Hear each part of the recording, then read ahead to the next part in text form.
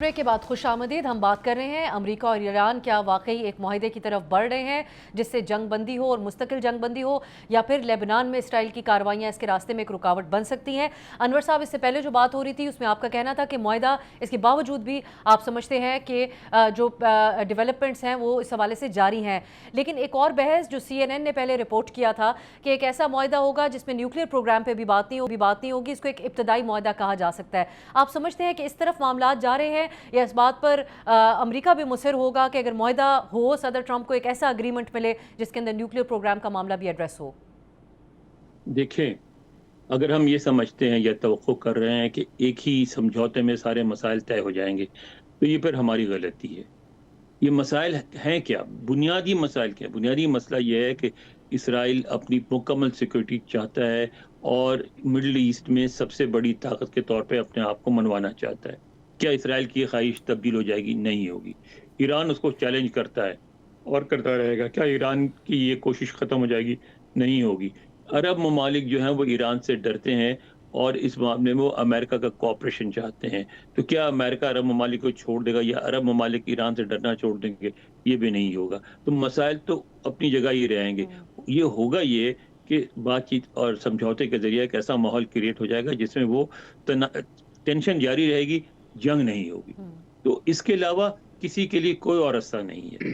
इसलिए मुझे इस बात पे एतमाद है कि डिले ज़रूर हो सकता है, मसाइल पे बाद मसाइल के बारे में ये हाल हो सकता है कि अभी नहीं, कुछ अरसे बाद बात कर लें, लेकिन ये नहीं होगा कि मुकम्मल जंग दोबारा शुरू हो जाए, इसलिए कि उसकी किसी को ज़रूरत नहीं है। ना अब अमेरिका को उस मुकम्मल जंग की ज़रूरत है, क्योंकि जो कुछ होना है, जो असल मकसद था, उस पे काम हो रहा है, और असल मकसद था जनूबी लुबनान से इसराइल को कोई थ्रेट ना रहे। वो मुकम्मल हो जाएगा और उसके बाद वो इसराइल खामोशी से एक्सेप्ट कर लेगा जंग बंदी को, अमेरिका भी कर लेगा और एक समझौता भी हो जाएगा। और इब्तदाई क्या नुक्ते हो सकते हैं इब्तदाई डील के, अनवर साहब आपकी नज़र में? हुर्मुज पे न्यूक्लियर पे भी हो जाएगा कि ये मसला है जिस पे हम दोनों एग्री करते हैं कि इसको बातचीत से तय होना चाहिए, और हम मजीद इस पे बातचीत करेंगे। हुर्मुज पे कुछ ना कोई रास्ता निकल आएगा। और जो जिस चीज़ पे हम, क्योंकि पाकिस्तान में बैठे हुए हम अपने हवाले से देख रहे हैं, हमारा मसला ऑयल की सप्लाई है, तो हमारा फोकस उस पे है। एक बहुत बड़ा मसला ईरान के लिए है अमरीकी सैंक्शंस का उठाया जाना और जो ईरान के एसेट्स हैं उनका उनकी वापसी, क्योंकि इस जंग में ईरान की माशी तौर पे बहुत तबाही हुई है। खुद ईरानी कहते हैं कि 300 अरब डॉलर्स का नुकसान है। 300 अरब डॉलर, हमारा पूरा कर्जा 87 अरब डॉलर है, उनके 300 अरब डॉलर का नुकसान हुआ है, और उस ऊपर से सैंक्शन लगी हुई हैं। तो वो तो जो तामीर नौ उसी वक्त शुरू होगी जब सैंक्शन उठे, तो उस पे पेशरफ्त होगी, बिल्कुल होगी। इस वो बहुत बड़ा मसला जिस पे हमारे यहाँ पाकिस्तान में बात नहीं होती। जो आप सोचे तो सही ना, आप जरा इस पे गौर करें। अगर 18 लाख रुपए का एक डॉलर हो जाए तो आप पाकिस्तान में क्या करेंगी? बिल्कुल कभी बिल्कुल। गौर की? और बिल्कुल ये 18 एक लाख जी। रियाल का एक डॉलर है।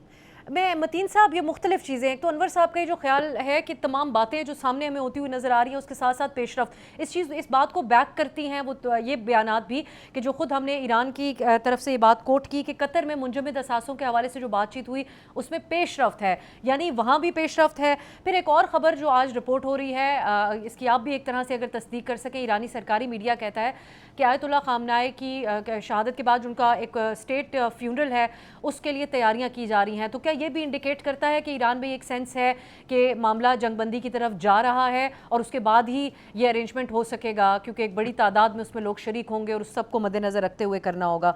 सो ये इसके साथ साथ इसराइल के जो एम्बिशंस हैं जनूबी लेबनान के अंदर, तो जो उन्होंने कब्ज़ा हासिल कर लिया, लेकिन क्या इससे वो जो अनवर साहब बात कर रहे थे, वो खौफ इसराइल का ख़त्म हो जाएगा, वो सिक्योर महसूस कर लेगा, या वो एक्सपेंशनिस्ट आइडियाज़ हैं उस तक वो उनके पूरा होना वो तो भी नज़र नहीं आता? जी, बहुत शुक्रिया। देखिए, आपके सवाल का जो आखिरी जुज़्व है कि इसराइल के जो तोसी पसंदाना अज़ाइम है, देखिए वो जो मर्जी हो जाए, इसराइल ने ये अपने तोसी पसंदाना अज़ाइम करने, और आपने खुद अपने प्रोग्राम में इस बात की तस्दीक की है जब आप ओपनिंग कर रही थी कि तकरीबन कमोबेश 2000 किलोमीटर का जो एरिया, एक बड़ी तादाद साउथ ऑफ लेबनान की, वो इसराइल उसे कैप्चर कर चुका है। और ये संडे को उन्होंने ऐलान किया था, इजरायली वज़ीर-ए-आज़म ने, کہ اسرائیل کے لیبنان میں جہاں جہاں حزب اللہ کے ٹھکانے ہیں، چونکہ حزب اللہ نے اپنی تمام تر لوکیشنز جو ہیں وہ تبدیل کر دی ہیں. ان کی جو کی اسٹریٹجک لوکیشن تھی بیروت کے اندر اتنی بڑی تعداد میں اسرائیل کا جاسوسی نیٹورک ہے،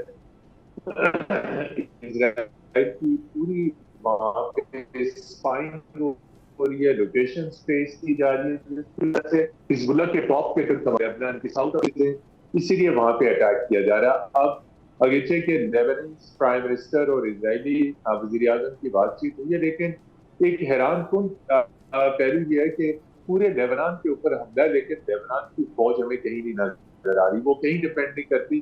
لیبنان کو آپ نے دیکھا 2006 میں بھی جو انتہائی خوفناک جواب دیا تھا اسرائیلی جارحیت کے اوپر، وہ حزب اللہ نے دیا تھا. اور ابھی بھی گزشتہ تقریباً 2 ہفتوں سے حزب اللہ راکٹوں کے ذریعے اسرائیل کے اوپر مسلسل حملہ کر رہا ہے. اور یہ ایک نئی تھریٹ ہے، پیس ڈیل ہو جائے نہ ہو جائے، لیٹ ہو جائے، جیسے انور اقبال صاحب کو امید نظر آتے ہیں، اگرچہ کہ اس میں وقت لگے گا، لیکن اسرائیلی توسیع پسندانہ عزائم جو لیبنان کے اندر ہیں. غزہ کے بارے میں آپ نے ان کا اسٹیٹمنٹ پہلے ہی دیکھ لیا کہ وہ 80% غزہ پہ قبضہ کرنا چاہتے ہیں. دوسرا پہلو آپ نے قطر میں منجمد ایرانی اثاثوں کا ذکر کیا، اس کے اوپر ایران کہہ رہا ہے کوئی کمپرومائز نہیں. اور انور صاحب نے صحیح کہا کہ اس وقت ایران کی جو معاشی مشکلات ہیں وہ اس کے تناظر میں فوری طور پہ ان منجمد فنڈز کو فوری طور پہ غیر منجمد کر کے ایران سے حاصل کرنا چاہتا ہے. نمبر 3 اسٹیٹ آف ہارمز ہے، اس کے اوپر ایران کوئی کمپرومائز نہیں کرے گا. امریکہ اور ایران کا جو میجر کنٹینشن ہے وہ اسٹیٹ آف ہارمز کے اوپر ہے. چوتھا ایٹمی پروگرام کے اوپر ہے.